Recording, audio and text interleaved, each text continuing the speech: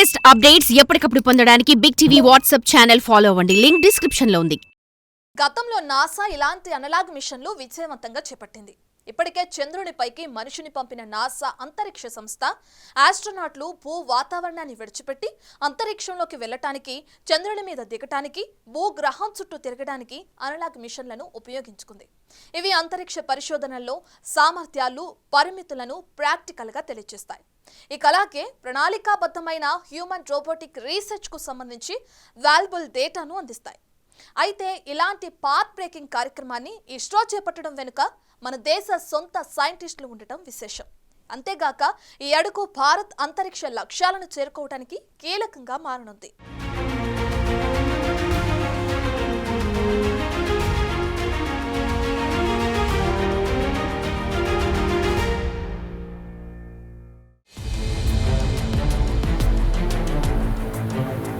భారతదేశ అంతరిక్ష పరిశోధన కేంద్రం ఇస్రో లక్ష్యాల్లో 2035 నాటికి భారతీయ అంతరిక్ష స్టేషన్ ఏర్పాటు చేయడం, 2040 నాటికి చంద్రునిపైకి భారతీయుల్ని పంపడం వంటివి ఉన్నాయి. కాబట్టి భవిష్యత్తు అంతరిక్ష యాత్రల విజయానికి ఈ అనలాగ్ మిషన్ ఇన్పుట్లు చాలా కీలకంగా మారనున్నాయి. అంతేకాక 2047 నాటికి భారతదేశానికి స్వాతంత్ర్యం వచ్చి 100 ఏళ్లు నిండుతాయి. అప్పటిలోగా చేపట్టాల్సిన ప్రాజెక్టులపై ఇస్రో భారత్ స్పేస్ విజన్ 2047 పేరుతో ప్రత్యేక ప్రణాళికలు రూపొందించింది. ఇందులో ఇండియా స్పేస్ స్టేషన్, చంద్రయాన్తో పాటు మంగళ్యాన్, శుక్రయాన్ వంటి అనేక కార్యక్రమాలు ఉన్నాయి.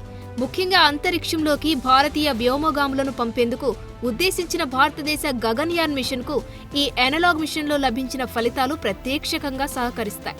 లేహ్ లాంటి తీవ్రమైన వాతావరణ పరిస్థితులలో కఠినమైన పరీక్షలను నిర్వహించడం ద్వారా దీర్ఘకాలం పాటు వ్యోమగాముల భద్రత, ఆరోగ్యం, పనితీరును మెరుగుపరచవచ్చని అంతరిక్ష పరిశోధకులు చెబుతున్నారు.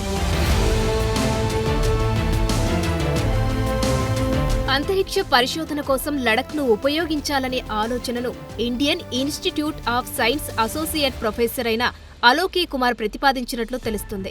భారతదేశానికి చెందిన 4 గగన్యాన్ వ్యోమగాములలో ఒకరైన శుభాంశు శుక్లా, అలాగే Birbal Sahni, institute of palaeosciences శాస్త్రవేత్త వినితా పటియాల్ వంటి వారు ఈ ప్లాన్ వెనుక కీలకంగా వ్యవహరించినట్లు తెలుస్తోంది.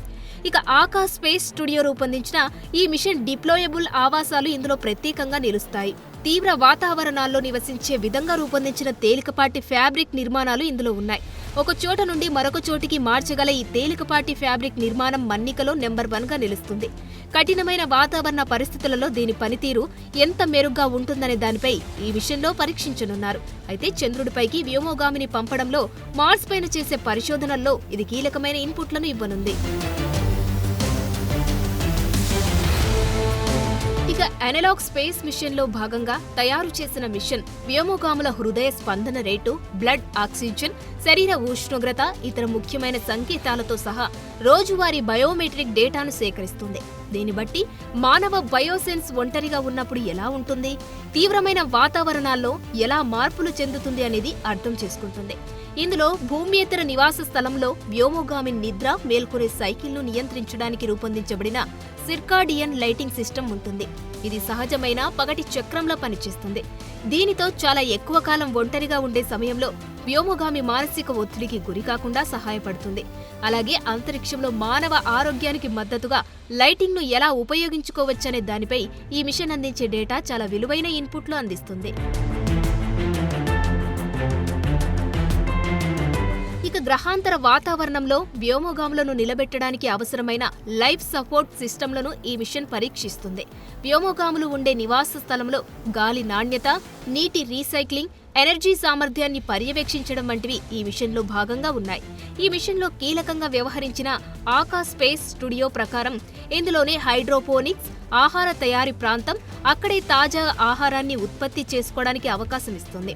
ఇందులోనే ఒక స్వతంత్ర సౌరశక్తి వ్యవస్థ, నిరంతరాయంగా ఎనర్జీని నిర్ధారించడానికి అవసరమైన పునరుత్పాదక శక్తిని ఉపయోగిస్తుంది. అలాగే పర్యావరణ పర్యవేక్షణకు సంబంధించిన వ్యవస్థను ట్రాక్ చేస్తుంది. మొత్తంగా ఇది సరైన పనితీరుకు మద్దతు ఇచ్చే పరిస్థితులను కల్పిస్తుంది. నిజానికి లడఖ్ ఒక మంచు ఎడారి. అక్కడ ఉష్ణోగ్రతలు ఎండాకాలంలో 3 నుంచి 35 డిగ్రీలు, చలికాలంలో -20 నుంచి -35 డిగ్రీలు ఉంటాయి. రోజువారీగా చూసుకుంటే 15 డిగ్రీల సెంటీగ్రేడ్ల నుండి -10 డిగ్రీల సెల్సియస్కి మారుతుంది. ఒక విధంగా ఇది భూలోకేతర వాతావరణాల్లో ఉండే వాతావరణానికి సరిపోయే విధంగా ఉంటుంది. అందుకే ఇది అంతరిక్ష ఆవాసానికి సంబంధించిన థర్మల్ ఇన్సులేషన్ పరీక్షకు అనుకూలంగా ఉంటుంది. సముద్ర మట్టానికి 3500 మీటర్ల ఎత్తులో ఉన్న ఈ ప్రాంతంలో ఆక్సిజన్ స్థాయిలు 40% మాత్రమే ఉంటాయి. ఇది మార్స్ గ్రహానికి సమానమైన అల్పపీడన పరిస్థితులను పోలి ఉంటుంది. ఇది వ్యోమగాములు ధరించే లైఫ్ సపోర్ట్ సిస్టంలను పరీక్షించడానికి అనువుగా ఉంటుంది. అయితే ఇది భారత్ చేపట్టిన మొదటి మిషన్. అంటే భవిష్యత్తులో నాసా మాదిరి ఇస్రో కూడా మరిన్ని అనలాగ్ మిషన్లను ప్రారంభించడానికి ఇది నాంది అని చెప్పాలి.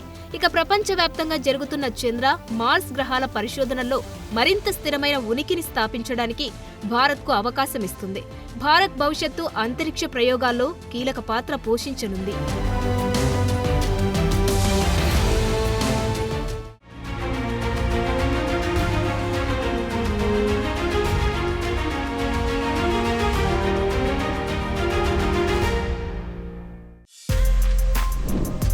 For more videos like this, subscribe Big TV channel.